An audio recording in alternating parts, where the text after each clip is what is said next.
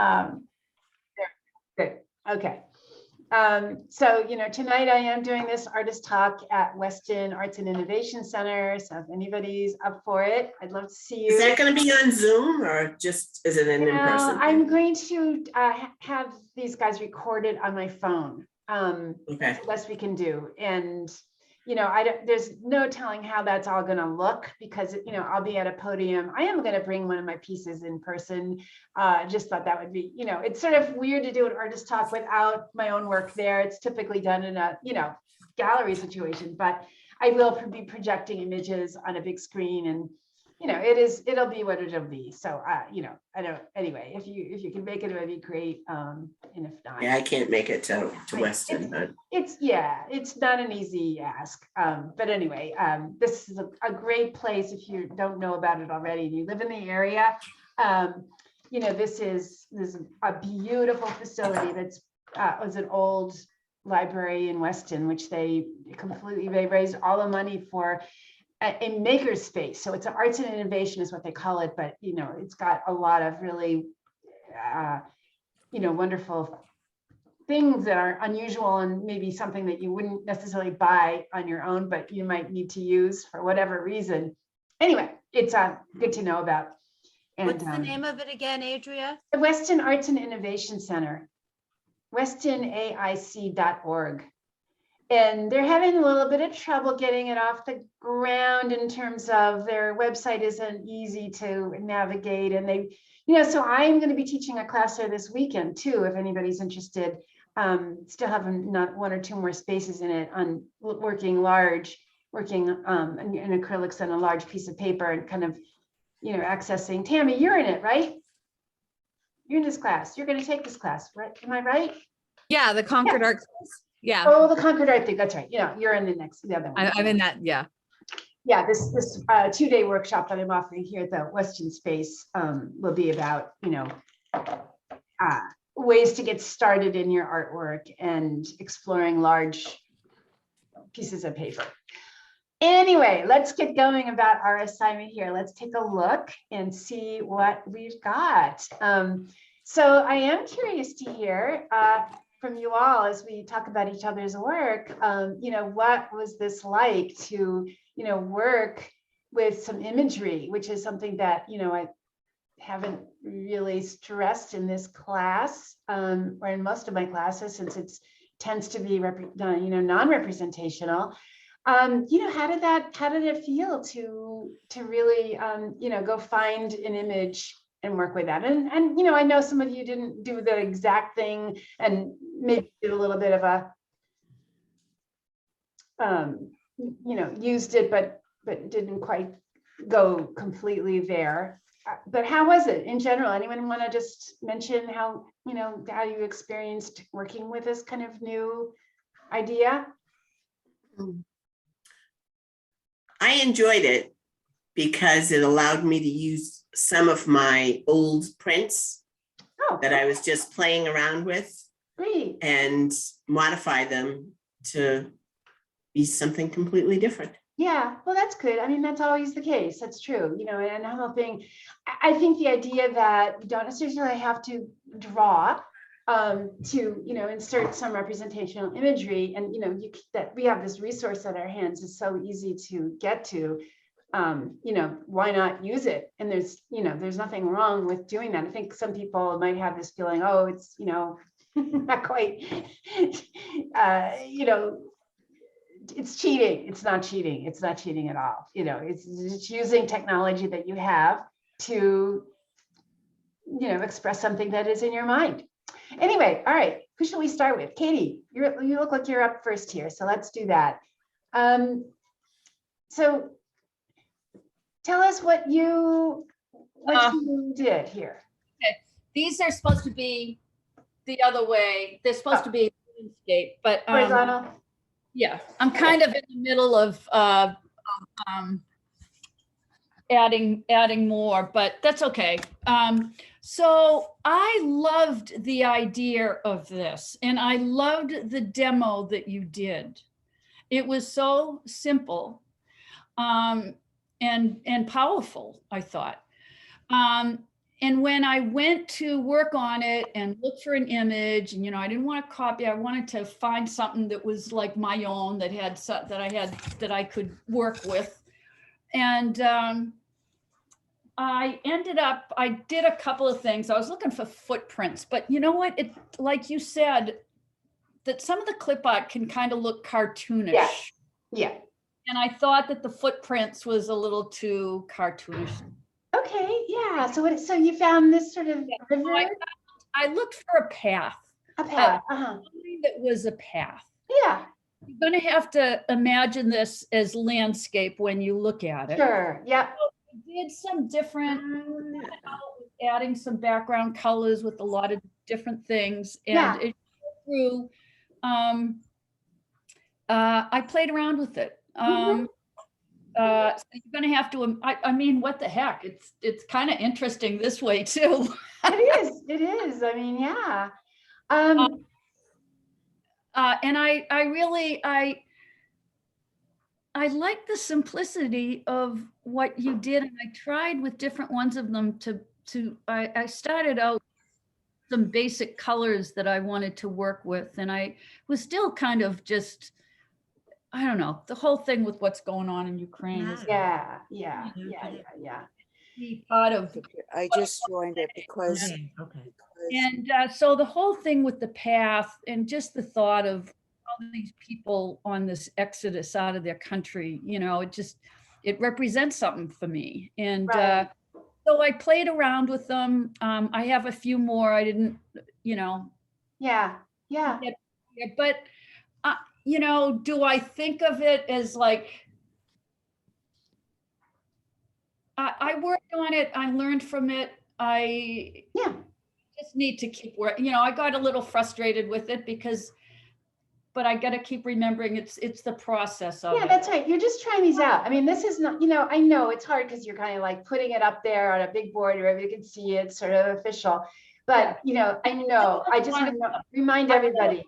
Heard them, but these are just a couple to look at. Yeah, that's fine, Katie. And I think, you're right. Sometimes you're not going to find the exact right image, spur of the moment, but it is something that now that you can, if you ever want to do that more.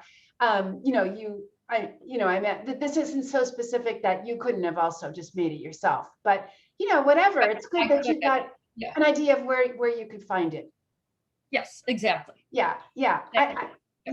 Anybody want to, say anything about these? I mean, this one seems like you've got a lot of stuff going on here. It's two very strong, and then we're going to talk about this today in terms of composition. You have two really strong images, and they're kind of fighting with each other. They're very different. So the question would be, how can you have these,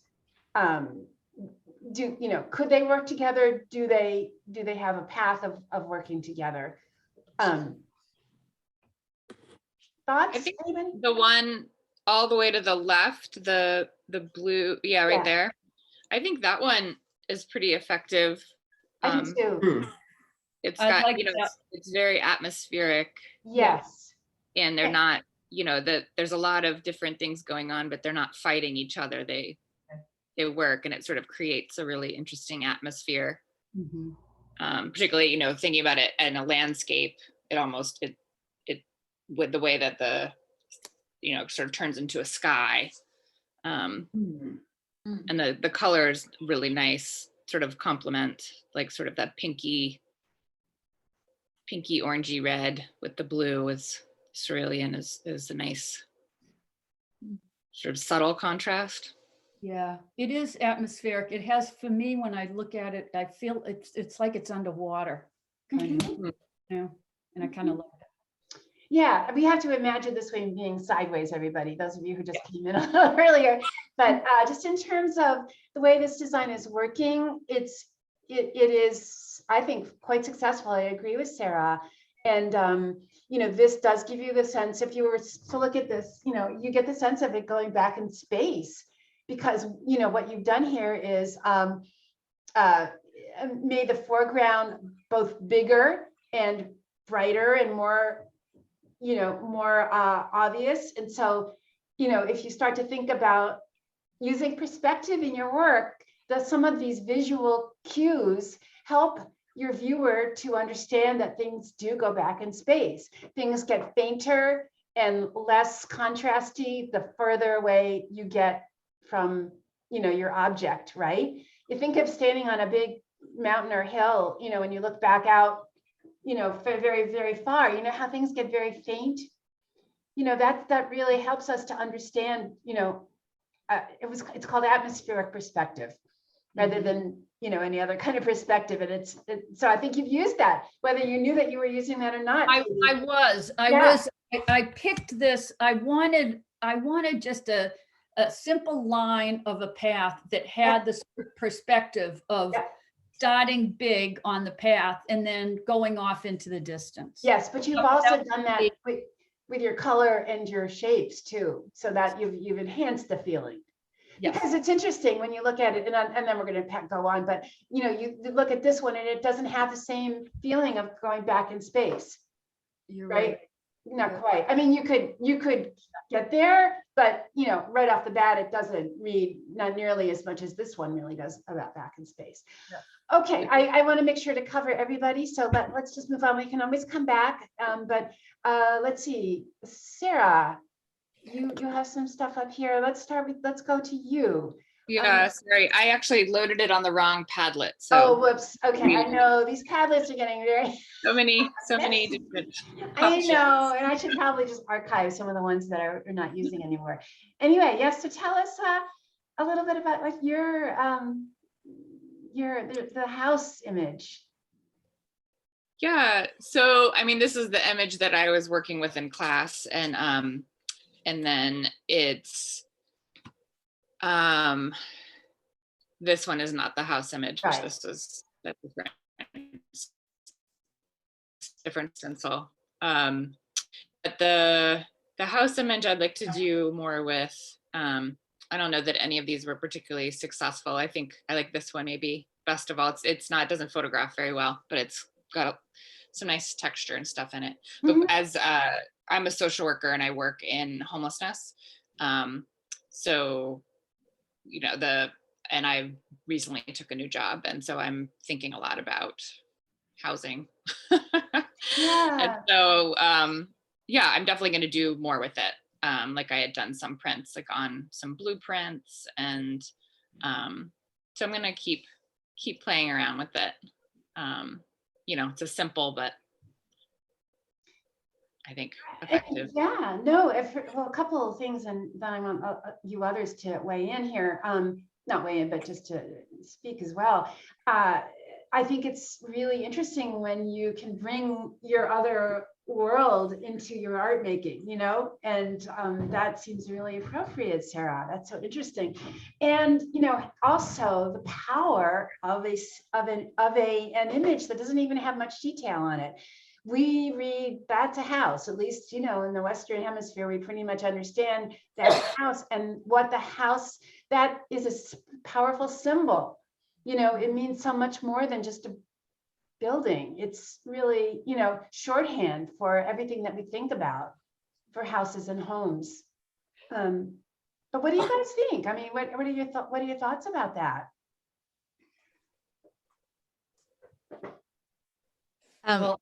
This one, sorry. This one, the circles also remind me of coins. Yeah. So I think that brings in money as well. Yeah. You could certainly think that too. Yeah. Or the lack thereof. I'm sorry, say that again, Mary Ellen. Or the lack thereof. Or the lack thereof, exactly. So, yeah. I mean, I think the first one you showed that I think Sarah said she liked the best. Not that one, but the other one. Black line across the top. Yeah. For me, I mean, I find that very interesting. I like it almost feels a little multi-dimensional with the way the colors go down. And, I like the way the black ties in all throughout, and the simplicity of the house. And I don't know, I find that, I don't know, this one moves me a little bit,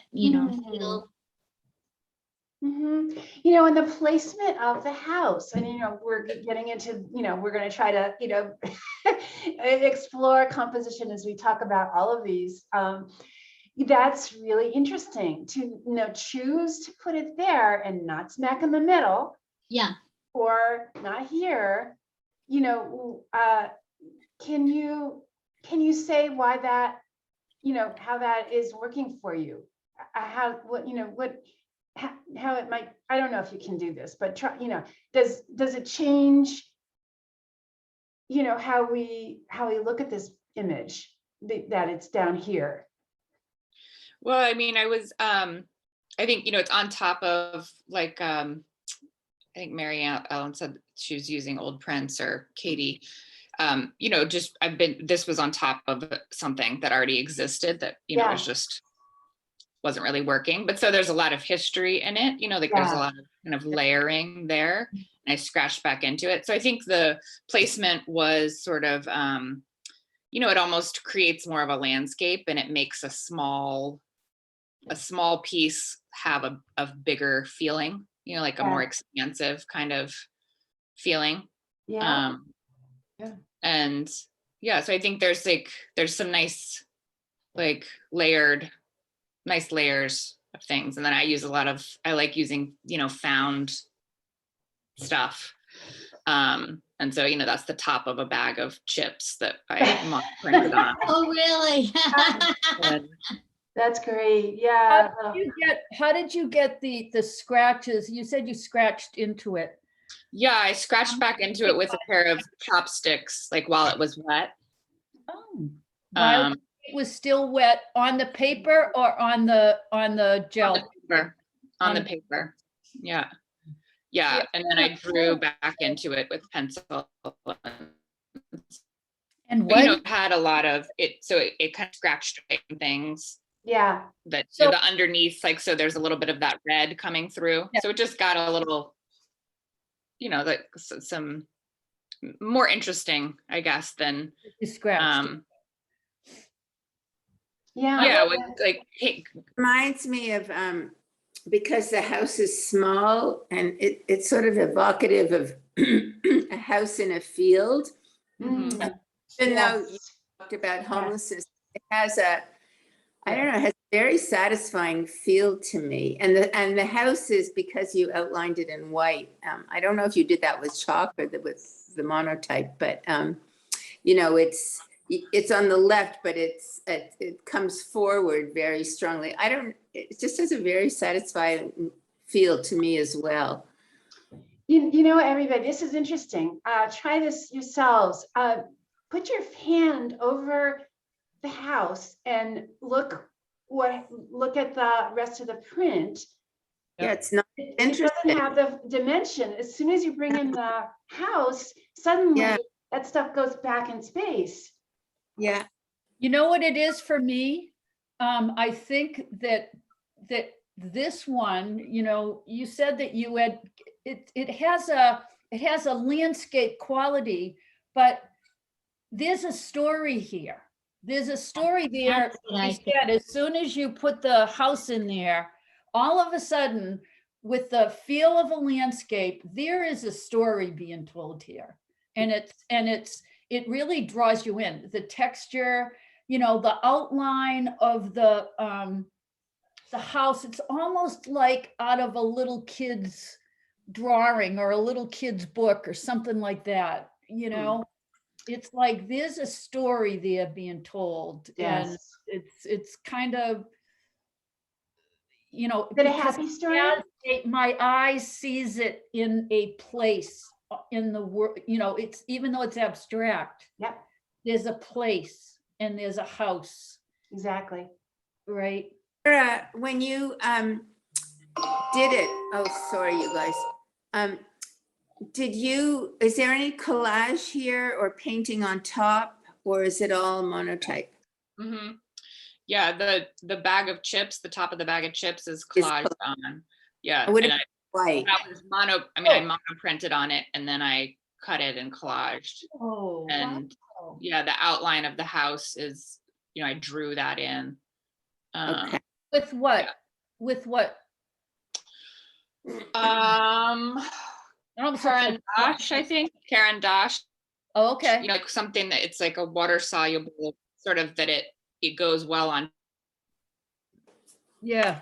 Because this is pretty I really, could we go layered. back It was to an the, old that I was really not happy with. So there's a lot of layers. Yes. so can we go back to the one that I think it's the first one in the series. Yeah, the one on the furthest left. I gotta say, there's something about this I found very powerful. The texture of it, and I love the blue and the gold and then the black. It makes it feel, and it has an ancient feel to it. Yeah, yes, Oh, it that's does. Like on a wall in a cave somewhere. Yeah. Oh, I You know? hadn't seen that until now you say it. I'm like, aha. I gotta say, I really like that other one. It's more abstract, but there's something about it. I think it has to do with the colors. It has to do with that, even that shape, that rectangular shape that goes across there at Uh-huh, the top. yeah. Oh, And I how agree. the impression of the corn. I mean, this is a whatever very, that is, the texture, it comes in and it's strong and somewhere is, and it doesn't exist in others. It's really, I really like this. I'm very drawn to this one as well. Mm, mm, mhm. I like the color combination.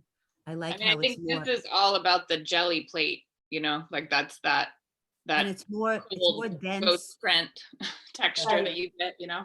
But again, I want to point out, this is interesting to choose to put the house on the bottom right-hand, Yes. corner. Again, Yeah. it's not front and center, and that, and because you're doing that, it has a message, it's speaking to us. These are metaphor, the house is a metaphor, a lot of the times, that's the powerful thing about using these images is that they provide a metaphor. They provide content, but they also, they're a stand-in, they're a symbol for something else, which is something that, you start to think about as you start doing more and more of your work. Let's see, Sarah, you've gone in the minute. Let me go back and continue with the rest of the class, okay? And then we can always come back. But I just want to make sure that we get everybody in. Mary Ellen, to tell us, was this an image that you found and cut out? No. No, okay. So tell us. I started going onto the net to look for images and I wasn't finding anything that called my name. Okay. So I said to myself, Self, you have all of these photos. Yeah, Go in and find some to use. that's fine. So Yeah. this is a photo that I took last July 3rd, actually, when it Okay. was raining. Yeah. And so I used that as a template for making the flowers. And Okay. it's roses. Yep. Side of the road. Beautiful. Yeah. Yeah. And it's started out being, if you look, the pink of the roses, Yeah. that is one of those string thread things that I was playing with a few weeks ago. And so I had this print that was, all pink and it was all different shades with residual from the thread that I Yeah. was using. Okay.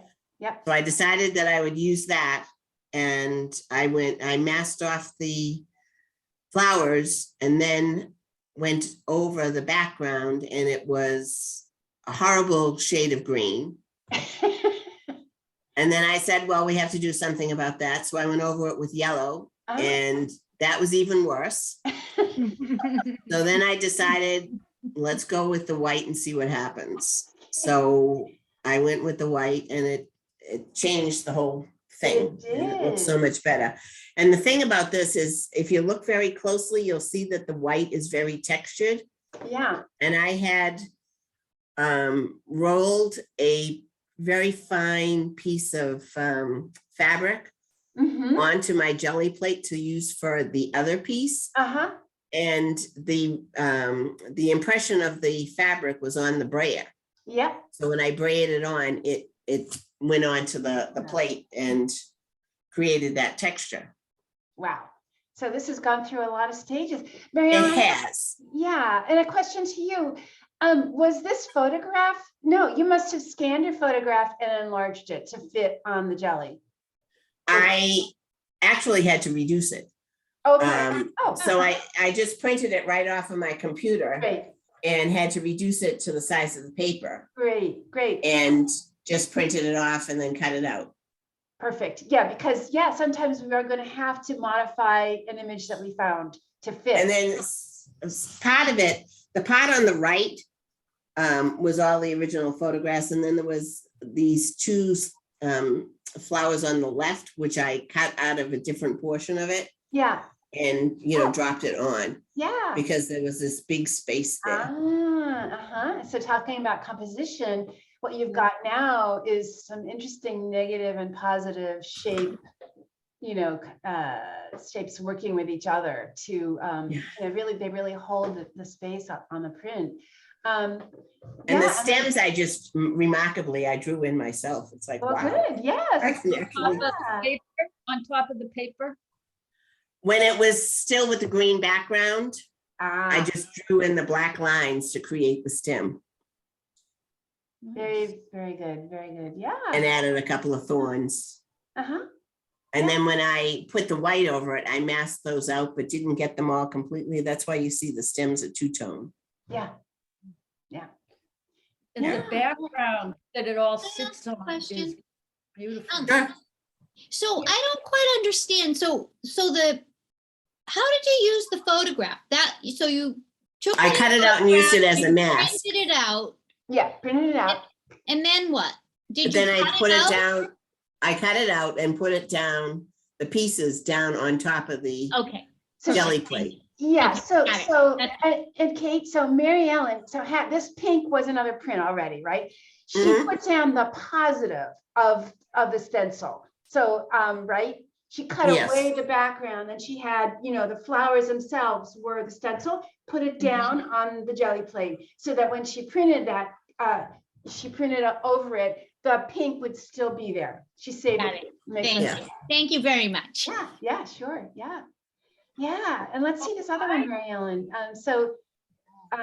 Yeah, what about this one? Was this from how did you? That's also one of my photos. Okay, great. That it started off as a very pale pink Yeah, background that I rolled over with the yellow. mm-hmm, And then I took the sunflower and cut it out and used it as a mask to preserve the yellow. Ah, And then I went over it with blue.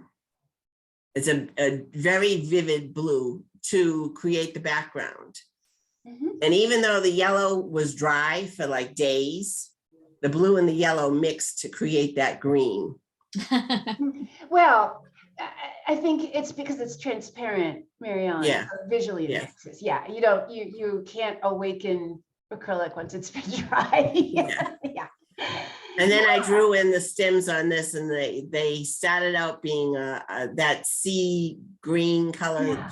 Titan green that you like, Yeah, and that wasn't making it, so I just added phthalo green over it to get the different shading there. absolutely. Well, I love that you feel free to add things to this, not always printmaking. I mean, that's totally game. It's totally fine to do that if you want to, and if you feel like it's going to add, but it's a nice combination of both your drawing and then, I'm thinking this is bubble wrap, Mary Ellen, It is, right? yeah. So that's a clever use of bubble wrap for the seed, wow. area of this, so I think that you've really, it's nice to see you're using a lot of different possibilities here, in the prints. Great. Yeah. Any- And then any- the other one is the one from last Oh, week, where Yes, it was the black and white that I didn't like. yes, Mhm. So I masked off him yeah, to preserve him and rolled out the magenta and the yellow yeah, and had it mixed together in some places where you were showing, like you were showing last week, and then printed that over the black Yeah. And it looks like he's walking into It flames. does. This is really Fire. powerful, right? This really, yeah, yeah.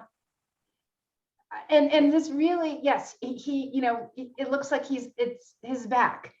And I love that you got that without any additional drawing, you know, Mhm. it just is, it reads that beautifully. So I think this is a great use Mm. of your stencil that in that way, you know, but very evocative. So I just want to point out, this is pretty simple. You know, you just have these two elements and you have a very, very powerful print here. So again, you know, composition is really playing a strong role, you know, in the power of this piece. It took me all week working on these three. Yeah, I guess. So, Good, yeah. good, really engaged. but you. I think personally, I'm very happy with how they came out. Yeah, you should That's be. what matters. Yeah, And absolutely. they're a unique style. They're a unique style, and it's yours, and that's what it's like. That's what I enjoy, seeing them from one to the other. Mm-hmm. You really come up with really interesting, very interesting way of doing the specific. It's actually doing the project in a way of what she gave us. It's just kind of in reverse a little bit, right? Yeah. In terms of how you get that image.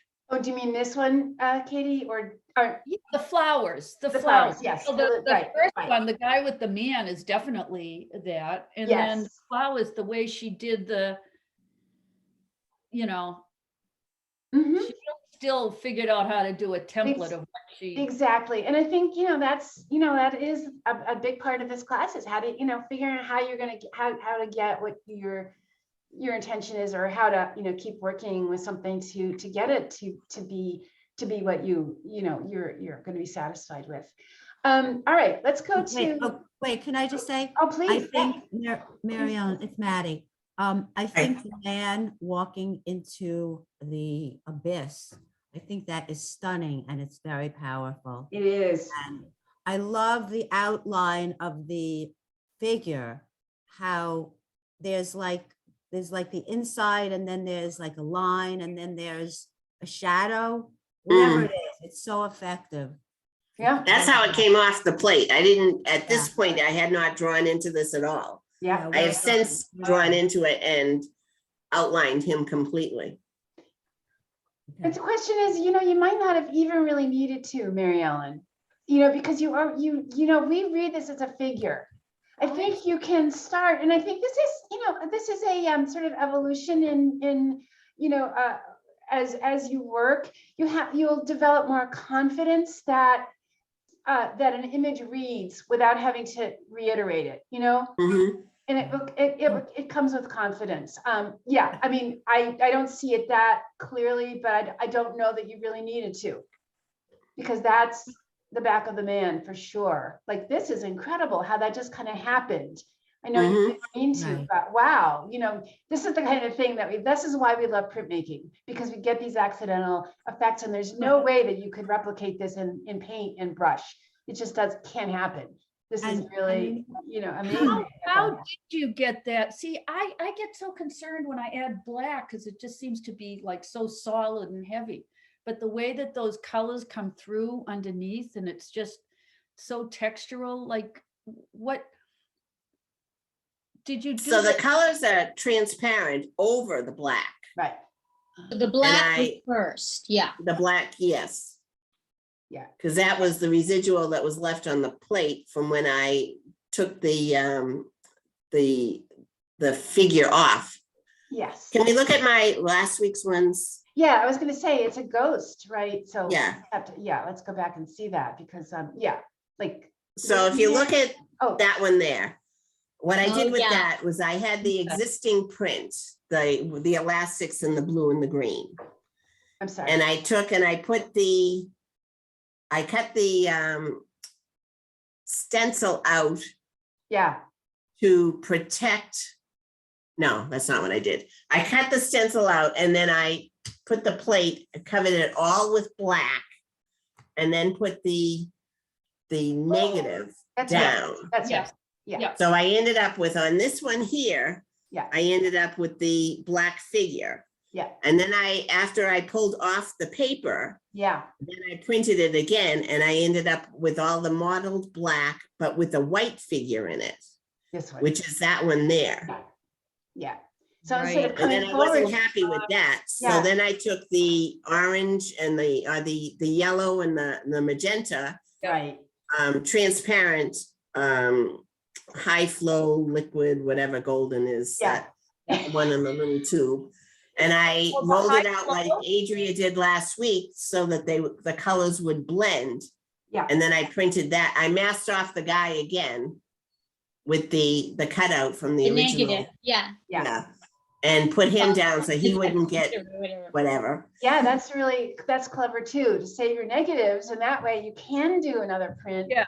And hold on to that space. Yeah. So So- I think Katie, that effect that you liked it in my print too. It's all about that print, continuing to print and using the ghosts. And because it's what's so cool about the jelly plate is that it holds on to the ink so well. yeah. And like, so even when you think that there's not that much there to print it, and then you get like this very cool, transparent, layered effect that's sort of like an old wall or something, Yes. you know? And the sunflower that I did, that started off being a ghost. Uh-huh. I had Yeah. weeks ago, I Yeah. had printed up a bunch of things and there was the pale magenta left on the plate and I went over it either with the open medium or with matte medium Mhm, mhm. and then printed that and I got a very pale pink.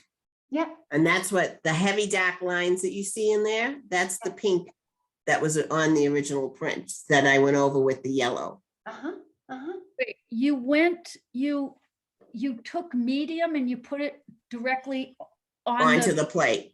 onto the plate, just the medium without color on it? Right, because I could see that there was, and I kept getting color picked up in my prints. So, and I could see that there was some left on the plate and I didn't want to just waste it. Oh, So I went over it with the medium and oh, printed that and I got a pale print. And I did have one here. but I Yes, don't so this is something we haven't done in class, just to say to everybody, that That was my own invention.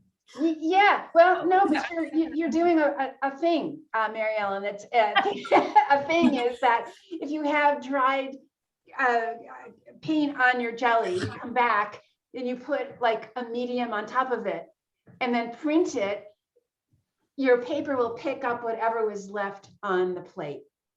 Wow. And you get some really cool results sometimes. But yeah, so it sometimes pays to not wash everything off because you can have an additional interesting texture.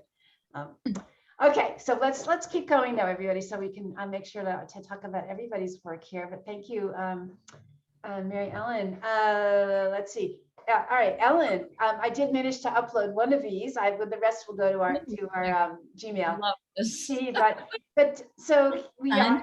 do you tell us a little bit about what your thoughts are here, and again, try not to be judgmental. This is all about learning. Ella, I'm anticipating you're saying you don't like this, but go ahead. I don't know. I want this one. Yeah, I think it's great too. we'll let Ellen speak for herself. My granddaughter loves penguins, Uh-huh. so I wanted to do a penguin, but it just didn't move Yeah. me.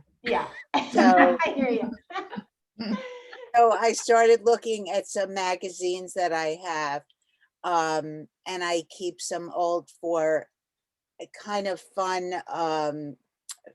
body images. Yep. I think this was an advertisement for high heel shoes. I think. Okay. Yeah. I don't know.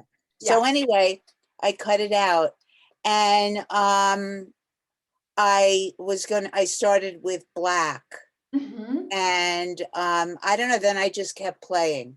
Yeah. I can't exactly tell you what I did, but I am not careful about keeping the like registering, is that what you call it? Yes. Yeah. Yeah. So I don't know. I just don't like doing that. So it's too much for me. So I don't care if I get like different legs in different positions and, so I just Yeah. kind of played with it. Yeah, but I think it adds. I'm gonna just go to your whole. Absolutely. Oh, wow, look at Mm. that. Oh my goodness. So this really adds, I think, Fun. that, it feels like you're Oh, walking. wow. You got Yeah. motion because you have this repetitive shape, right? Yeah. Yeah. Who would think that a pair of legs with shoes would make such a beautiful print? Oh, wow. And it really is just a shape, right? Yeah. Oh, It's they're so a fun. shape. Yeah. And in a series, they're really Yeah. also, it's very Yeah. powerful, Yeah. like a paint, in a paint. Yeah. What size is this? 8 Ellen? by 10, 8 by 10. Oh, wow. Okay. Huh. But Ellen, I think it's much more effective because it's not registered. Yes. Me I too. agree. Yeah, I me didn't too. like it as much. This Yeah. is so, these are Same. great. Yeah, I feel Because same. Wow. Really Much mo- fabulous. The, There's so much motion in it. Mhm. keep going. There's one that I think is fabulous Oops. in particular. Oh, yeah, that one. But it's like, but they're all, look at that. Oh, Yeah, Yeah. I mean, That is just, that That series one. is just, But it's like a surprise every time. I never know Yeah. what I'm going to get. And I feel like I should be knowing what I'm doing, but good though. Wait, Ellen, take know the what? short. Take don't the short. strive, I've given up striving for knowing what I'm doing. Yeah. Yeah. Well, especially if it works. I mean, when Yeah. it doesn't work, that's one Yeah. thing, Yeah. but But when thank it you does, all. it's Thank working. you. Yeah, Thank you. definitely. Oh, I'm so glad, Ellen, because I feel Yeah. like, this kind of resonated. So how did you feel about the imagery? What did, was that a hard thing to choose, or, are you surprised about it? Because I think you usually work abstractly, right? I'm sorry, I work what? You usually work abstractly, so this was different for you to work with an image, is that right?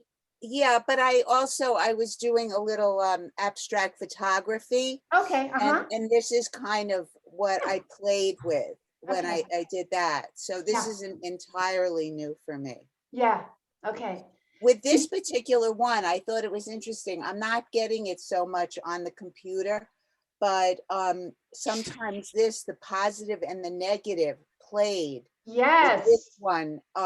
But I'm not seeing it so much, but I had never done that before, where it really was striking, where I couldn't tell what I was looking at. Yes, Yeah. so that's actually something else we're going to be, talking about is this, the negative and positive. We touched a little bit last, in our first iteration of this class, you guys with me from the Chicago class, we did do, well, and maybe the other people who have done it I too love before. that. Yeah, but the negative, positive. So, Yeah. there is, something called notan, which is a Japanese word for this, interesting flip between the negative and the positive. If you call the figure, figure being anything, right? Figure and ground. It's interesting to try to make a design where you can't tell which is which. And sometimes you can kind of let that happen with your eyes. It's like that trick of the, yes, yes. Let me bring up that, the vase, optimization. The Rorschach test, right? That's what it is. No. Yeah, vase Very up good. here, vase, this is it, yeah, here it is. This one, Oh, yeah. probably a lot of you have seen this one before, where, it's a vase, but it's also two faces looking at each other, and you can't really tell, your mind's eye flips between the two. This is so interesting perceptually that we do this, like here again, it's a narrow vase, right? With these two faces. Is everybody on board with that? Is everybody getting that? Mhm. That thing happen? Yeah, it's really, really, and this one too, for example, where you see the duck bill, but then you see Oh, and you see the rabbit. face, and you can switch back and forth. It's just an interesting perceptual, thing that happens, here too, where you see the faces. But I love these things. I find them absolutely fascinating that this happens, you know, and this is both your mind and your eyes, you know, the two together. Like, you know that this is a face, right? We read that, we put these things together in our minds. We see them, but then our brain organizes them into a face.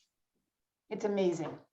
So anyway, Yeah. not to, That's a magic trick, as you it's a said. magic trick. It is, it is. That is, and you use that in your artwork and it comes out, you know, you use that shape, that positive, negative, I notice. Who, me or Ellen? Don't, Me? yes, you, Me? Adrian. Oh. I don't know, the simplicity of your shapes. and- Yes, I'm very aware of negative, positive. Yes, I love it. I'm a big shape person. You know, my work is much more about shape than anything else. So yeah, thank you. I'm glad that you picked that up. But here in Ellen's piece, you really can, you know, I mean, because we know that these are high-heeled shoes, and also it's sometimes easier if you take your hand or your piece of paper on the screen and just and bring it right up so that it blocks the very bottom, right up to the heel on the far left shoe. You know, where all you see are the shapes. You do get that back and forth kind of feeling of, oh, it's her, you know, the legs are prominent. No, the background's prominent. No, the legs are prominent. It'll flip back and forth. And that's really, really interesting. And I think this is also just to say that this is a very strong composition.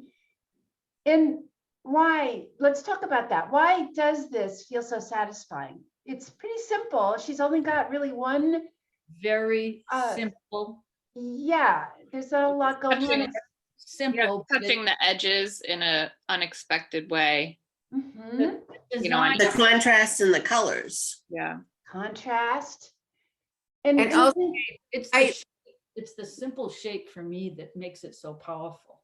Yes. And yeah. the repetition, the way Repetition, it's yes. repeated, that, Yes. you know, So it is, you know, and again, we're working on a pretty small space. 8 by 10 is not huge. So as we move forward into day 2, we're going to really be talking about trying to simplify, to, you know, get across a message with, you know, and sort of start to try to eliminate some of the things that aren't all that necessary.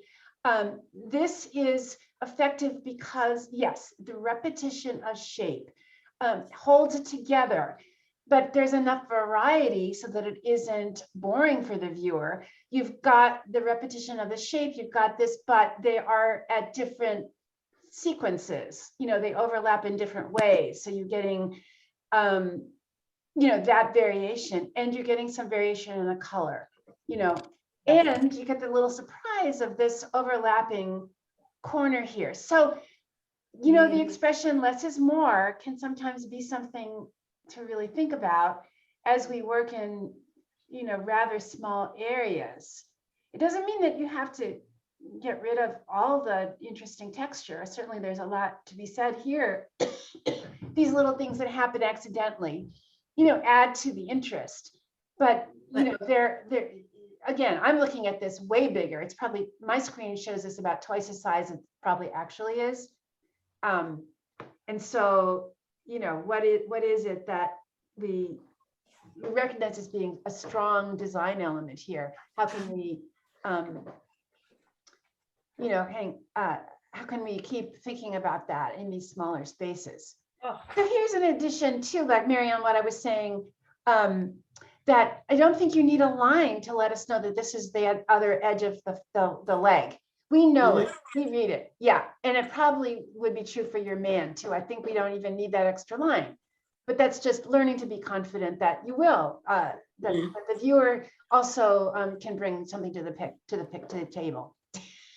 Can I ask yes. one other question Sure, about, Kate.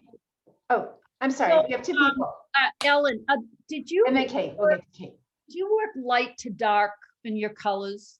But you added black early on, right? But you used transparent colors, so I they did it both ways. both ways. I did it both ways. And also, I usually add a little white. not to the black, but to every other color. So a little bit of white is okay if you, but you're gonna lose the transparency if you put, you know, more than you actually need. So just be aware of that, right? Thank you. And Kate, you had a question. Oh, you're muted, I think. It was sort of on the same vein. I just, that last one we just saw, to me, the way the legs are almost walking into the black, the yellowy legs, Oh, yeah. walking into the big black background. I don't know. So interesting to me. Like, No, you know, this one, not that one. this one, yeah, Yeah, this one. yeah. Not a sharp edge, and there's something very refreshing about that. Yeah, You so know, It it's reminds me of a children's book author who does those beautiful paintings. I can't think of his name, but he does a lot with buildings and urban cities. But it just, anyway, it's very, I love it. I have a lot of questions, you know, it's like I could make up a story to yes. go with it, you Well, know? as I said, this is what happens when you start to add representational imagery. A narrative comes, Yeah. you know, because the viewer brings their own narrative to it. Like you don't even, I mean, you could have your own narrative as the artist, but you can be sure that every person who's looking at it will bring a different narrative to it, but we can't help it. Humans tell stories, and when we see an object, we tell a story about it. So it's different when you're doing abstraction. There isn't that much clear, you know, in abstraction, you're relying on shapes and colors and contrast and other things to communicate a feeling or thought. But, you know, when you start to bring in a representational imagery, you know, then you really do bring in content. You can't help it. It's just there, right? In a kind of a different way. Yeah. Interesting Yeah, stuff. I just wanted to add that Yeah.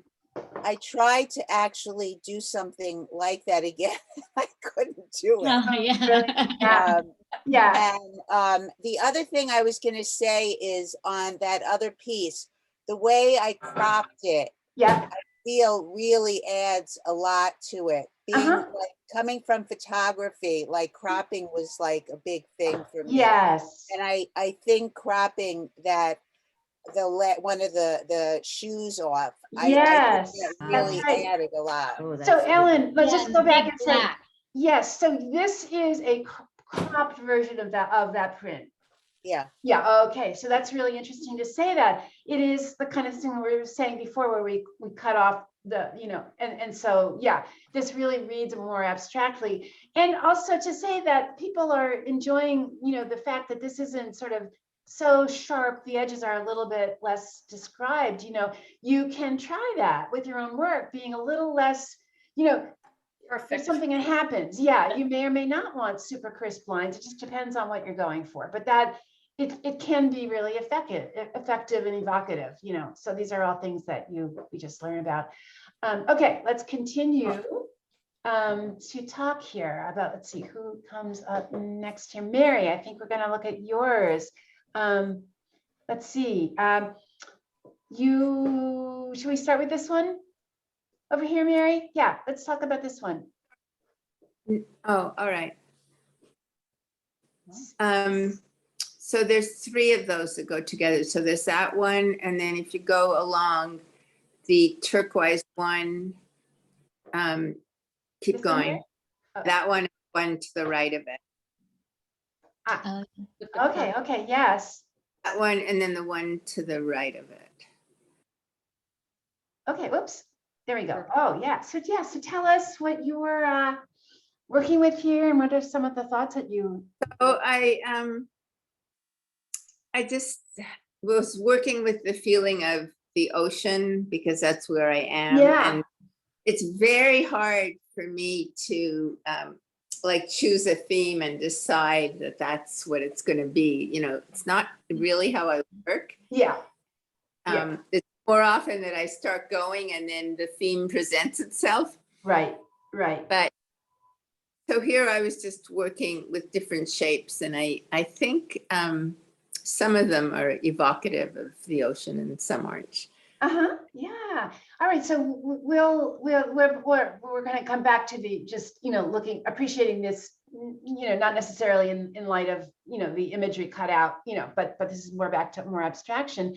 Yeah. Pretty interesting color combinations too. I think this one, it is, yeah. So, this is an interesting one to talk about. I feel like this really does work as a design, and I'm wondering if you guys can point out because there's a lot going on and yet it does feel like it works well together. What is it about it that unifies it?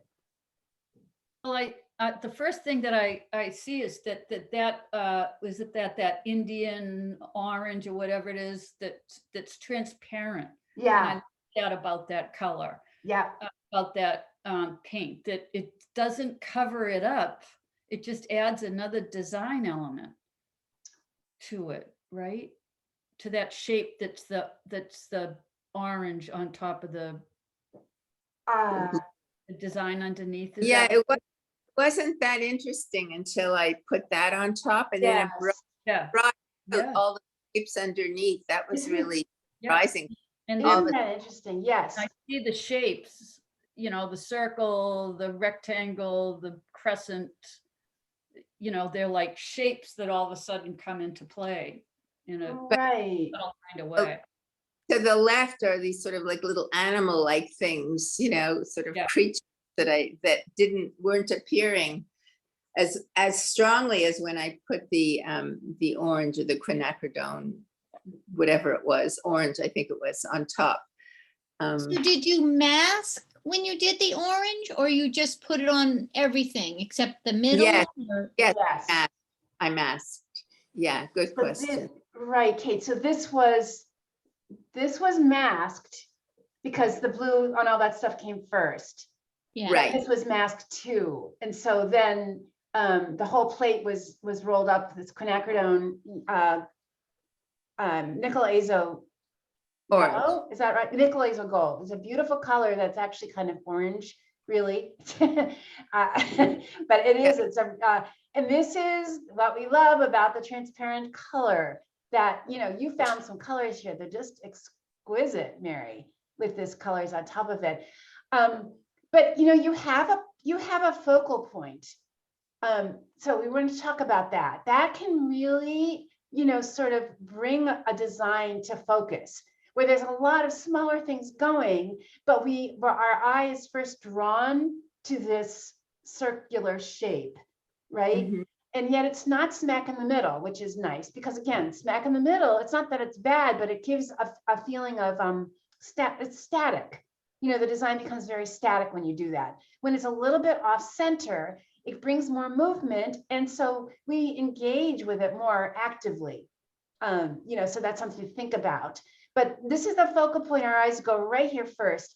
And we have the repetition of the colors other places. So it's not like this is the only place it's blue and purple. We also see it other places, but this is more prominent, and so these other areas, I see, for me, a lot of the same shapes are repeated, but they don't grab my attention as much, so this is like the center focus, rather the central focus. I don't mean center in the middle, but central focus.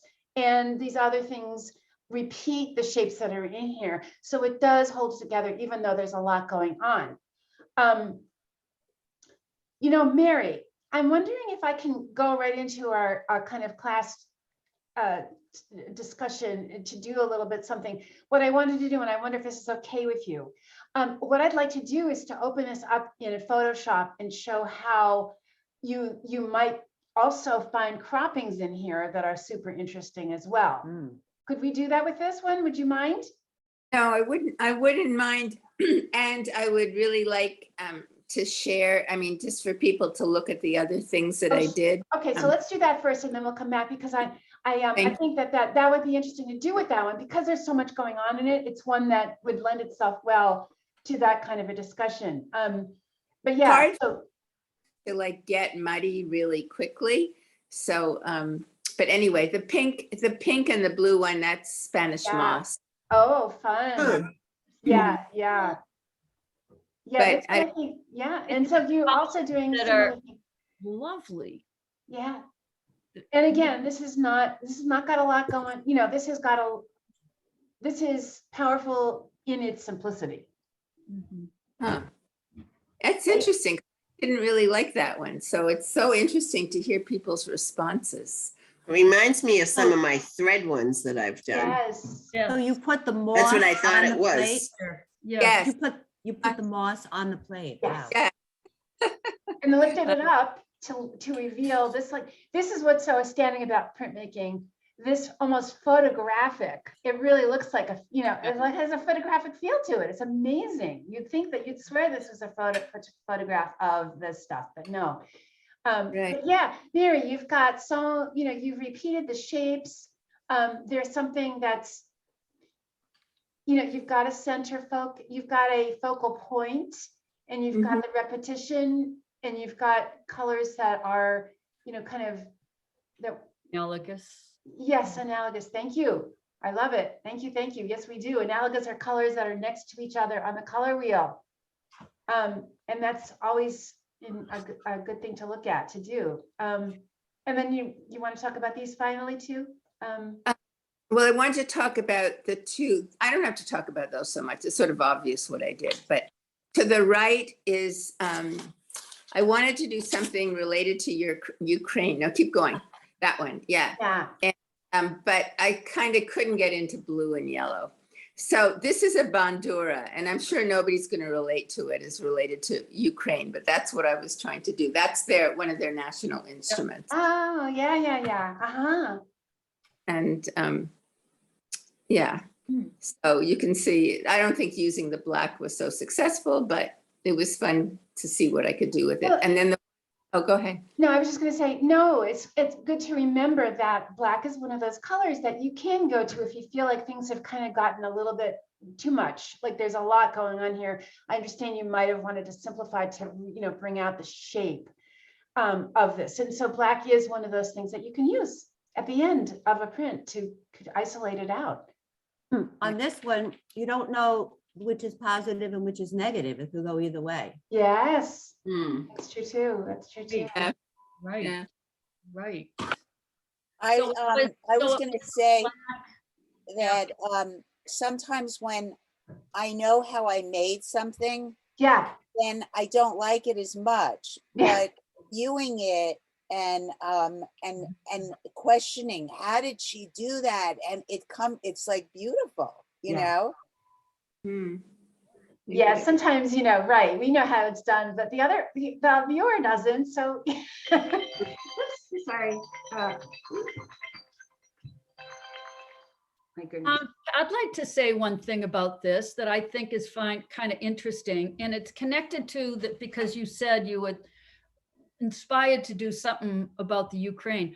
The thing about the instrument is it gives this a feel, a folkloric feel.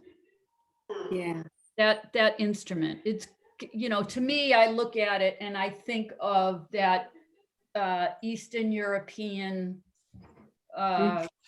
you know, in the design on the left, there's something with the colors underneath and the very powerful black that kind of gives it a folkloric, which is a story of a culture, is what I think of that. Mhm. Thank Yeah, so, right. I mean, it's so interesting how, you know, all of these designs. This is why I say I don't like rules about composition. You know, I don't like rules about design. I think that, you know, because they shift and change and depending on what you want to say, you know, sometimes you need to do something that may not be part of the rules, but is really effective for your particular design. So just say that about that. I'd like to add something about this, just because it's probably interesting to all of us. The shapes on the left, Yeah. it was shadow on the wall. Ah. One What? noon that was so beautiful that I photographed it, printed it, and cut it out. And that's That's actually this shadow. It was just a reflection of something on the wall. I love that, Mary. That's such a great, we have sources around us everywhere all the time. Such Yeah. wonderful work. Yeah. Yeah. And actually, there's an assignment that I have given, maybe you've Oh. taken that, Mary, but to, go draw from shadows cast on the sidewalk, go outside, not on a day like today, but in Boston anyway. But shadows give you such great design, and they're also a great source of, well, they can be representational imagery, or just abstract. So it's great to pay attention to that. I love that you photographed it and that you printed it out. You manipulated it so that it would be the right size for your printing. Great. Right. Awesome. Okay. Oh, you have this one as well. All right, we'll quickly look at this one too. Look at it. You don't have to spend a lot Okay, of time. okay. Oh, and I did that one in 2 directions. Oh, yeah. Okay, well, another interesting one to talk about in terms of our, composition, another time where there's a lot going on here. There's a lot. And yet I think you've done a pretty good job of, repeating the elements so that they, it's working. It's working, whether you feel like it's the most interesting this way, or maybe it could be cropped. And that's what we're going to go into next. And this is what I wanted to kind of take us there. Is there anybody that I've missed? No, I didn't get anything up this week. Okay. All right, Kate. Well, we'll catch you next time for sure. And Tammy, did you? No? Yeah, I didn't get anything up either. Okay. Sorry. Okay, all right, no problem. So this is what I would like to do for our next part, and then this would continue along to our classwork. And this is again our kind of honing in on composition. What I want to do, Mary, is just download this piece, just to take it as something to look at as a possibility, as just talking about, where is it? Oh my God, where did I go? Where is it? To the right, down and to the right. There we go. Thank you. Okay. It moved. It is moved. I did. There we go. Okay, so what I'm going to do is download this, and good. Then I'm going to do a little bit of trick here. Take this out, and I'm going to open this up in Photoshop, which you may or may not have, but it doesn't matter. What I'm just using here is to show you, because we're not in person, can't think of a better way to do this than to kind of do this on with a cropping tool. So that's what we're doing here. So let me just make this a little bit bigger, zooming in a little bit more to it. Okay, so all right.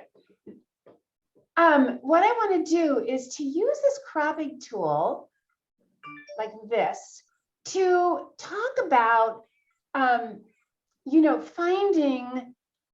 finding composition and finding things that can work, where we agreed that Mary's done pretty good job with creating a composition in the end that I think that it works, but there may be other smaller compositions in here that are as successful or more successful, and this is a way that we can talk about strength in composition, and also using it to express what you want to say more. And this is what I think underlines every discussion about composition.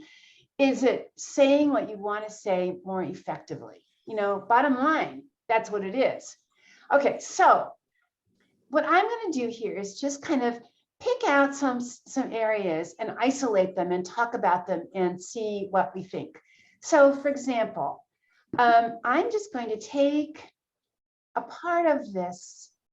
I know it's hard for you to see exactly what I'm doing, but what I'm going to do is isolate this corner and crop it out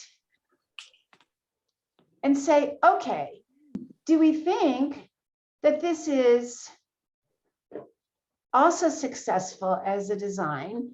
Is it as successful as a design? Is it more successful? And what makes that true? I mean, so I think this is one that I'm just going to get fit it on the screen here. Make it a little bit smaller. Yeah, So in this one, we've changed the center circle. What do you guys think about this one? What do you think is working in it? What do you think, what do you think about it? Well, I think what's working is that, that thing that we always like is the shapes touching the edges. Yeah, Those blue shapes, all of them now touch edges in an interesting way, and does create that nice interplay of positive, negative.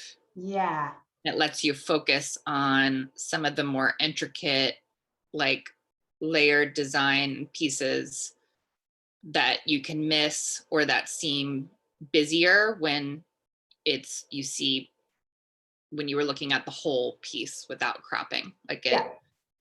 it lets some of those more delicate pieces come through, that are in a quieter way and not quite as busy. Right, right. So yeah, Sarah, I thank you so much. And that's right. I mean, I think, to remember about the edges of the piece of paper, and that really can be a great help for your design, so that these things seem to run right off the edge. And so they're not always just kind of floating in the middle, but that you're really thinking about your composition. This is so important. I can't emphasize how important, thinking about composition can be. And, at this point in the class where we've got the techniques down, it can be something we really can begin to focus on. I don't want it to kill your enthusiasm for doing this process. And I just want us to, start to be a little bit more conscious of it as you work. And it may be that some of the, you could even try cropping down your own work to see if sometimes, a smaller area of your image is more successful than the whole thing. It happens many, many times. This is a tried and true device that artists use constantly, cropping down. It is not cheating. It is really super important. And it's, really a tool that you can use to your advantage. I want to bring up another thing, which is scale here. So we are looking at this way bigger than it'd actually be. But when you crop down, you start to really appreciate some of the smaller, delicate areas, right? Let's bring up that other one again. So, well, you can remember it, but in the larger one, there's a lot going on, and we may not sort of appreciate some of these smaller, lovely areas of texture and shape that we do appreciate them more when they become larger in terms of the scale of the actual whole piece. Does that make sense? Yeah. Yes. You sure? Because let me know if it doesn't. I know sometimes we pay more attention, and this is true on any kind of scale. If you do a gigantic painting, but you have lots of like really beautiful passages, the viewer can't pay attention to everything. We just can't. We're overwhelmed by it. And, it may be like, you think of Monet's Water Lilies. Those are really, really big paintings. And there's some beautiful passages. We are drawn both to come up close, yes, but also to look, far, stand back 20 feet, because there's no way that we can look at everything at the same time. We just can't. So it may be that you want your viewer to get close up and to then stay and look at all the smaller pieces, but it's easier to do if there's less of it to look at. This one I think is less satisfying to me because I'm seeing the messiness or the texture of the ink roller so much more, and I find it distracting in the blue particularly. Okay. I wonder if other people respond. I find that interesting, though. Yeah, I think yeah. it creates, I do too. because you wonder how it happened. Yeah. But Adria, couldn't you, if Mary, if you didn't like that, couldn't you take like a kind of crayon or a pencil and like a colored pencil and go over some of the areas that you wanted to make more denser rather than seeing all the Absolutely. Yeah, Yeah. you can do that. Okay, let's just do one more cropping, and then we'll have you guys try this yourselves. let's see. I have a question. Yes, Jeff. yes, yeah. And you were just talking about scale. And in this context where you're zeroing in and you're cropping down, and the effect in terms of composition, scale. Yes, And you talked about that in this past week's right. of how, like when you did that plane, how important the scale of that plane was. And Right. I kind of struggled with that idea. And I think it's a really, in this week's homework, and I think it's something that I clearly want to understand. And I know it's like a visual, it's what I see, and to be able to adjust the scale to an appropriate level, which I think we were trying to do here, like the scale worked of the shape, right? That's what you were saying in terms of scale in that cropped image, that it was more, it was easier for the eye of looking at this on the scale in that smaller crop piece. It's easier to sort of fall in love with, these intricacies because they're more front and center, because the whole thing is smaller, right? Instead of being bigger and which. Yes, but I'm not saying that that's, Yeah. but it's also, as you can see, I mean, one could also get engaged in, these two. I mean, it's an interesting question, and if that is really sort of dependent, but what I think in here is the circle, I would say, how is that relating to the whole thing, in terms of the scale of it? What would it be like if this blue area were just really small? Would it work in the same way? What if it was much bigger? Some of these are just, the questions that you can just pose to yourself. And some of it is just experience and, having a thought in your mind, and also just, starting to be aware of it. I don't want to take the time, but what I think I will do is I'm going to put together a couple of images and send them all to you of artists who've used, imagery in terms of, the way, and paid attention to the scale, that the scale of the image to the whole composition is super important, right? A lot of people have done it in very different ways, but anyway. What did you say, Sarah's piece in the house, like scale was really important? Yeah, so right, for Sarah's piece with the house, how big that house is, has a lot to do with the meaning of that artwork. Yeah. Right. That it's small. It seems dwarfed by the its scale is fairly small compared to the environment that it's in. So you have a different feeling about the house. The house is small. It's modest. It's off in the corner. It's maybe a little, there's a melancholy, I think, if the house were smack in the middle and, and then maybe the colors, of course, that she used in different things, it would have a different feeling, But so for me, there's also a sweetness to it and a feeling of protection. Exactly, because it's small compared to the bigger composition.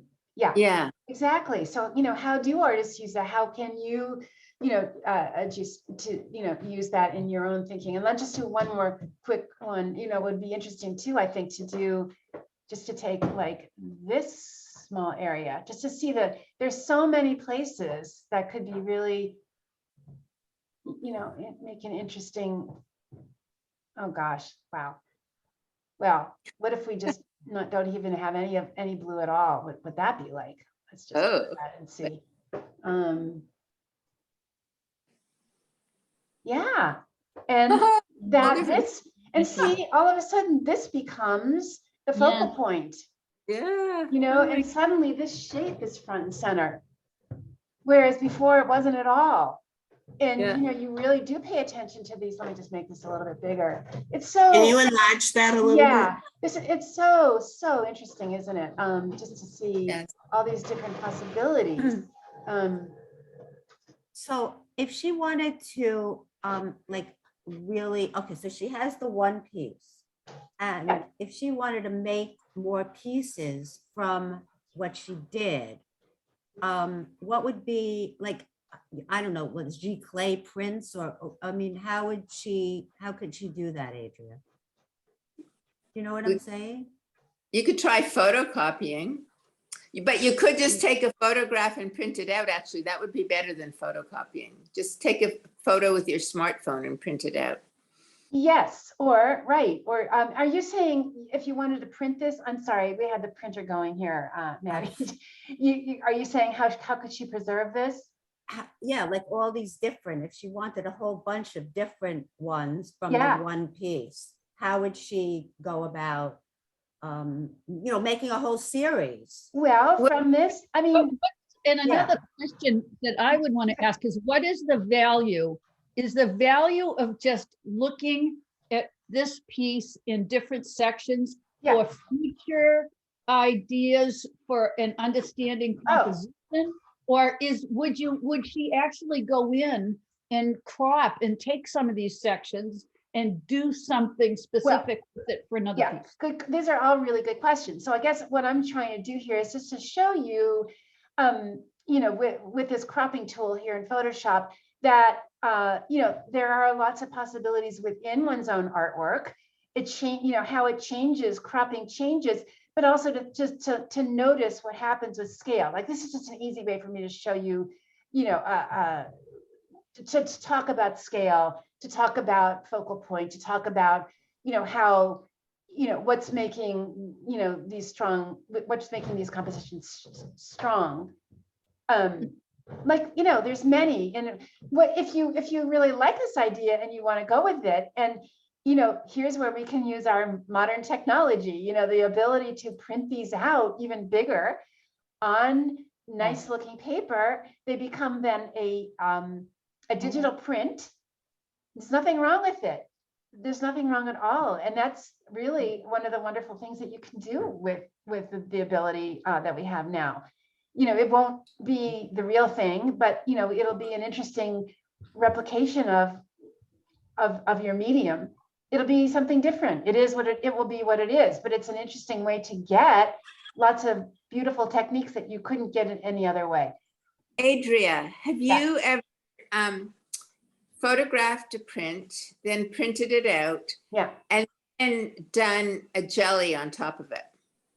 you can. I haven't, but you can. Absolutely. Uh-huh. Absolutely. Okay. Yeah.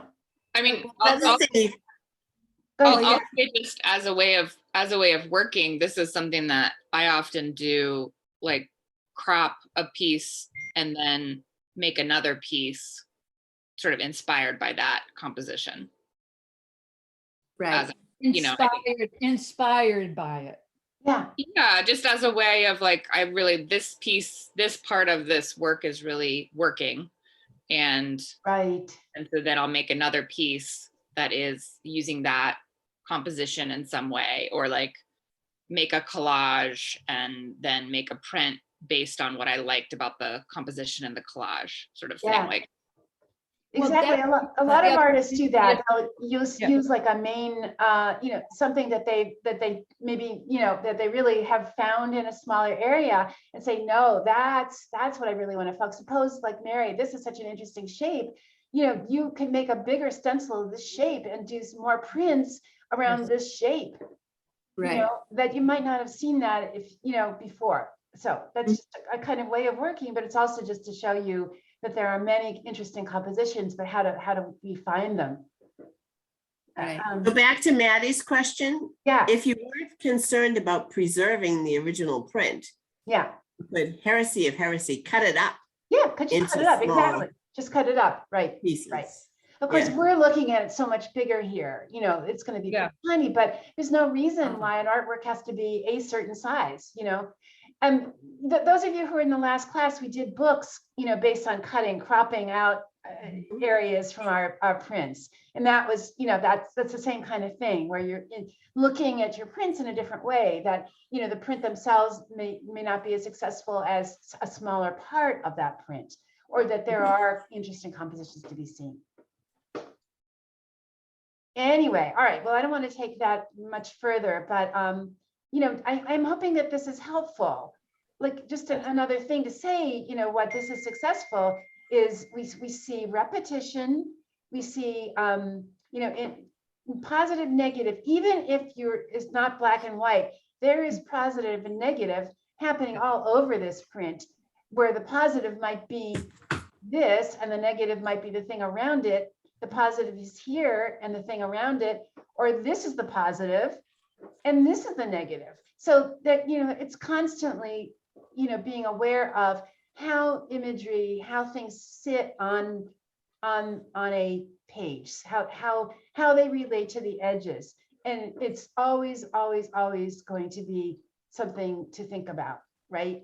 You know, just really quickly to show you, Wait, can I just ask Mary, sure, what sure, is sure. that shape? What is that shape? Yeah. Here, right? Whoops, sorry. I can't tell you. I have a lot of, Yeah. I have a lot of stencils and I'm constantly just putting them down and playing with them. Oh, So okay. So it was stencil. It could have They- come from a stencil. here, I've like Okay. put two things, you know, Yeah. touching each other. Yeah, got it. Okay. Yeah. Yeah. Okay, anyway, yeah, so this is a conversation. We'll continue, we'll check back on it. Ellen had to leave a little early. Okay, so for our classwork, we don't have a lot of time, but I would love for us to continue to work just today, even if not further, and I'm going to send another assignment out, but I want us to continue to think about composition in this way. And so what I would like you to do is to work with 3 separate shapes, that large, medium, and small. Simple shapes. They can be circles, they could be squares, they could be rectangles, they could be anything, but just that you have 3 a variation of shapes in terms of your sizes. And I would like you to generate 3 prints in which you are playing with different places on the page. So rearrange these 3 shapes in a variety of ways. I don't want you to overthink it, but you know, at the end of having done 3 or 4, you know, prints today, you're going to have these shapes in different places on your picture plane. Let's just see what kinds of different things you can do with just working with 3 simple shapes. Okay, so it's very important that there are 3 different sizes, because you're going to be repeating but not replicating, you know, perfectly these shapes. You have variety, but you have the thing that's keeping them together is the kind of shape you're using. Make sense? And then what I want you to do is to simply place them, plop them down on your papers, maybe do 2 or 3 colors with each one, and see what you come up with. But they don't all have to be the same. The 3 shapes don't have to all be circles. They could be a circle, a square, and something else. No, they should be the same. Okay. Or similar. Yeah, Okay. that's very important, because then when you start with different shapes, you're starting to really, you're adding too much. Okay. Too much to the mix. Got it. All right, so let's do that. Let's come back together at about, oh my, we don't have much time, but you know, say 5 minutes to, and just quickly see what we've done. Maybe 10 minutes to. 5 minutes, I don't know what I can do. No. You have 25 minutes to play. Oh, okay. Oh, okay. Yeah, 25. And even that's a stretch. I for some- know. Just do what you So can. Just so whatever, that you yeah, have just do the- something. Do Yeah, something. do something with 3 different shapes, and it's actually better that you don't have too much time to think too much. Just play with, think about your edges, think about the placement on the page, especially in terms of having things go off the edges, things overlapping, right? And things in relationship to the rectangle of your page, your plate, your jelly plate. Okay, so I am going to mute everybody. If you have any questions, feel free, of course, to ask me. But again, this is just another little exercise to imprint in our minds, you know, what can be successful in terms of design, or what is possible in terms of design. So everybody's going to be muted. So if you need to ask me a question, just unmute yourselves.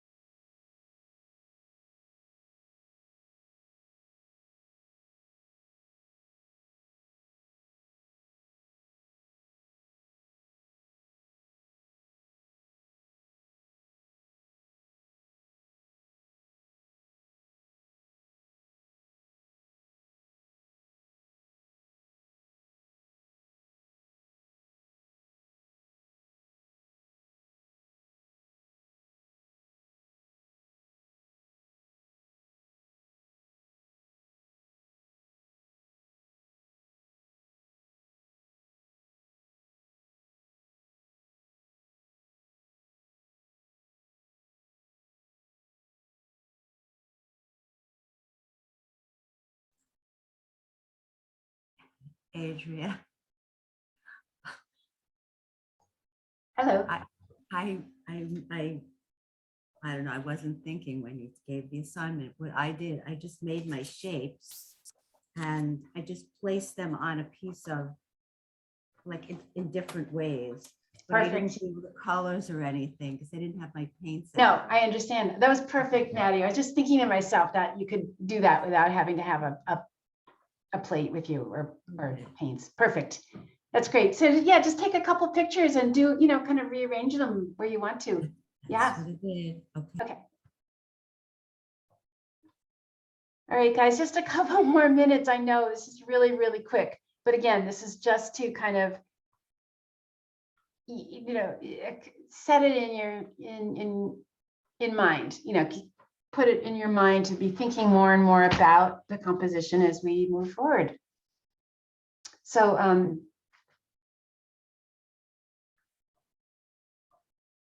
in the next like 5 minutes to maybe put one or two up on our Padlet, just so we can see. Or if not, just we can just go around and take a look at what you've got in your on your screen.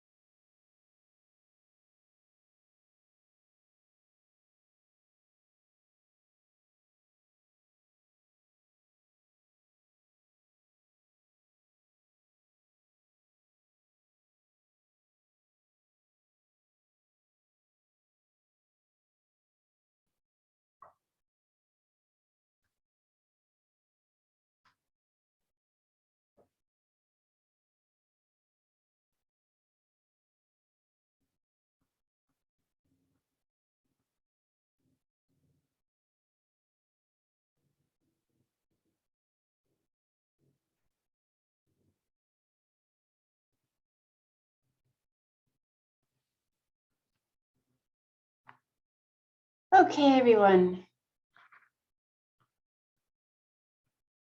We don't have a lot of time, but it would just be fun to see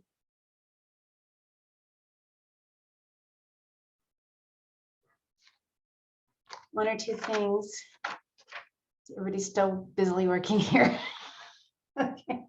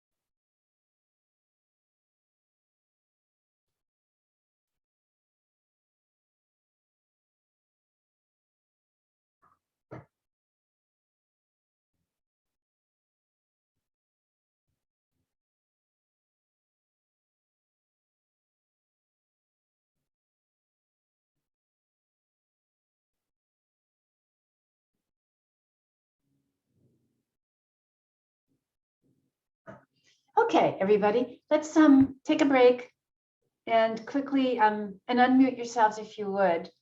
Let's see what we've done with this effort here.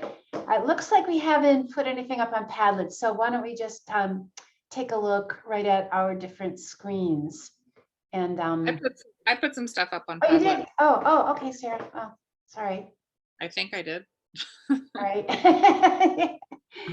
I did too. I have Oh, okay, two. good. I just didn't refresh. Sorry. Yep, I forgot to refresh. Okay, hold on a second. Thank you. Just like share a screen. Okay, there we go. Okay, so we won't take a lot of time to talk about, everybody's in great detail, but this is really great to see. And what's better too is that you see it from a little bit of a distance. You're going to see it smaller, so you get to see how the big shapes really relate to the outer edges here. Right, so Katie and Sarah, you guys have some on Mary Ellen. That's great. Good. Wow. What did this feel like for you all? Did you discover anything? What are your thoughts about what we see up here?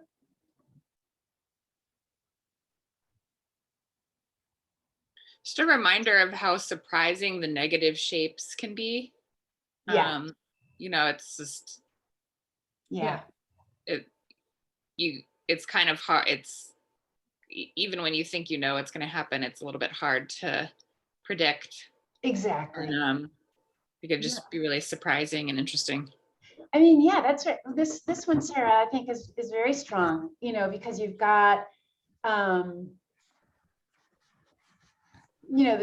this fourth color here. Is that a fourth color created by the overlap? Mhm. It doesn't take a lot to have a pretty powerful image that here. Yeah, exactly. Sarah, what I really like about that is the colors are so strong, and I have a really hard time getting strong colors, like smooth, strong colors, but that's a really strong composition, the red and the green and the white, where it's not red, whatever it is. Mhm. I think, Yeah. this is also an example of using complementary colors Yeah. to are opposite each other on the color wheel. So this is green, but it's a yellowy green. This is red, but it's more of a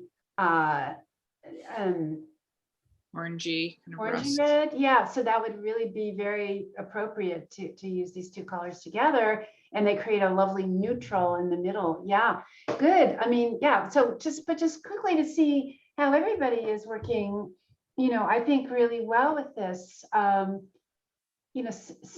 Going simple and yet getting extraordinary.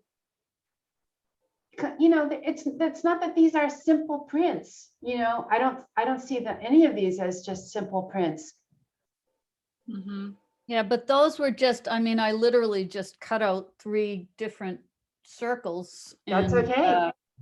And just put them down, put some ink down, Yeah, kind of with analogous colors all mixed together on the yeah. 12 plate, and then just randomly place them down and did one print, and then did another, and then turned the same print upside down on the ink. So it was just playing around, but it's kind of interesting, just even looking at the shapes.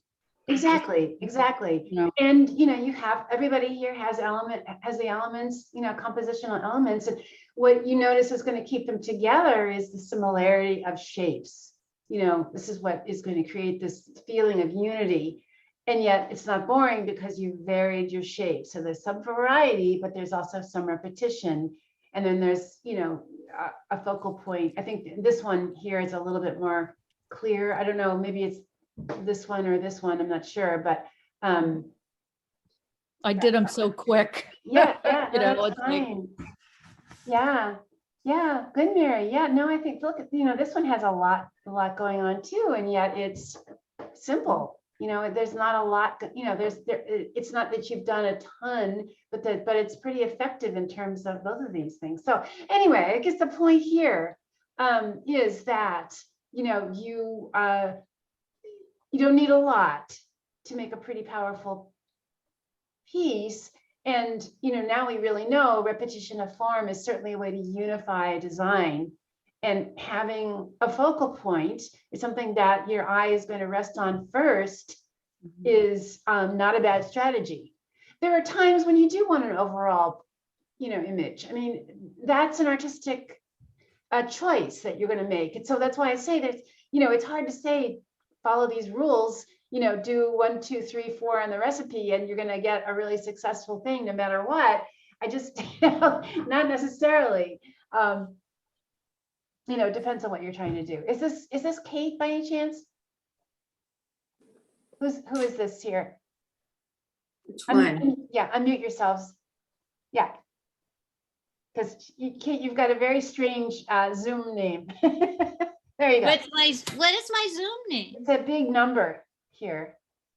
9RHFF. Oh, I Yeah, usually, yeah. I haven't figured out how to give myself a Padlet name, but Oh, I can tell you. Yeah, usually I put my name in anyway. that's right. Yeah. I was just moving so quick. For me, Yeah. it was a challenge, but I only got one up, but the other two, I just didn't have time to No, print. that's fine. That's fine. You know, but I'm hoping that you also, you know, saw the benefits to this. There's a lot going on. You don't really need, you know, we maybe think we need less than we have. Tammy, this one, you know, you've got a lot going on with the background. So in this case, the background is fighting a bit with your shapes. Yep. I'm just going to say that could be an intentional thing, and could be, like, I'm going to say, you know, that's a choice. You know, if you're trying, you know, something particular that you're trying to convey, then that would be fine. Right now, notice how strong the white is. You could think about maybe overlaying another color, just to calm down the white. You could also, I think this is one that could be, you know, maybe think about, you know, cropping in, but as it is, you know, I would say, so you got really strong elements that are fighting with each other here. Yeah. So that would be something to think about, though. You got really interesting background going on. Like I'm going to say the background itself is quite compelling, and that would be actually just fine, probably without anything else, because you've got your shape, you've got your oval repeated beautifully. Doesn't actually really need, in my opinion, doesn't really need the white. But anyway, there you get the general idea. Yeah, about no, that. I was playing with a lot of different things, and then that was the one that seemed the most interesting to me. Yeah, interesting for sure. Yeah. Okay, anybody else? No? Okay, good. Well, we're 1 o'clock. We really pushed to the edge here, but I guess we ended up talking a lot more than I thought we would be talking. Good, everybody. Great to see you Helpful. It was all. good. Yeah, Yeah.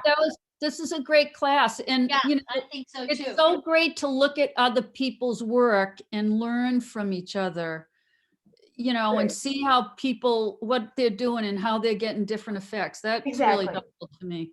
Do we have, Adria, do we have homework? Yeah, you will. I need to write it up. I have to think about that. But yeah, we will be doing more. I'm going to send you some images to look at too that will Great. you know, illustrate better how you might use, you know, the scale thing and how other artists have used it. All right, everybody, have a great week. Yeah, I like it when you show us other artists too and how they do it. Thank you. Good. Thank you. Adrian, Bye, everyone. Bye.